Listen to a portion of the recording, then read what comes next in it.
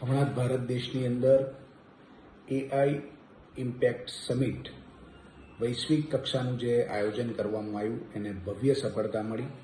વિશ્વના અનેક દેશોના નેતાઓ અને અનેક બિઝનેસમેનો આ સમિટની અંદર ઉપસ્થિત રહ્યા અને ભારત દેશ ફક્ત નવી ટેકનોલોજી વાપરનારો દેશ નહીં, પરંતુ નવી ટેકનોલોજી દુનિયાને આપનારો દેશ જ્યારે બન્યો અને સમગ્ર વિશ્વના તમામ નેતાઓએ વખાણ કર્યા, એવા વખતે કોંગ્રેસે ફરી એક વખત તેની દેશ વિરોધી માનસિકતા જે છતી કરી અને આ સમિટની અંદર તેમના કાર્યકર્તાઓ દ્વારા સમિટમાં પહોંચીને પોતાના કપડાં ઉતારીને જે વિરોધ કર્યો છે એ ખરેખર ખૂબ નિંદનીય છે.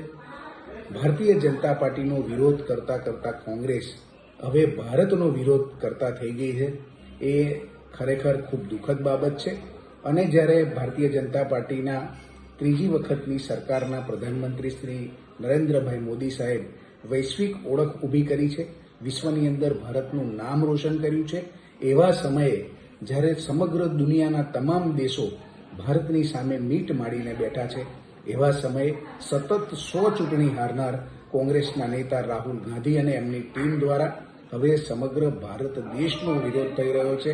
ત્યારે સમગ્ર દેશના લોકો આ વાતને વખોડે છે અને આવનાર દિવસોમાં ભારતીય જનતા પાર્ટી દ્વારા જે કામો થઈ રહ્યા છે એ કામો સાંખી નહીં શકનારું કોંગ્રેસ હવે પોતાની હાર નહીં બચાવી શકવાને કારણે વારંવાર ઈવીએમનો વાંક કાઢે છે, વારંવાર વોટ ચોરીનો વાંક કાઢે છે.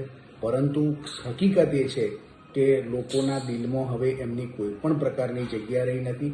લોકશાહીની અંદર વિરોધ પક્ષ ચોક્કસ જરૂરી છે, પરંતુ એ વિરોધ પક્ષ એવો ન હોવો જોઈએ કે જેની અંદર ભારત દેશને, આપણા દેશને નુકસાન થાય એવું કામ વિરોધ પક્ષ દ્વારા કરવામાં આવે. તો આજે એઆઈ ઇમ્પેક્ટ સમિટની અંદર જે કૃત્ય કોંગ્રેસ દ્વારા કરવામાં આવ્યું છે એ ખૂબ નિંદનીય છે.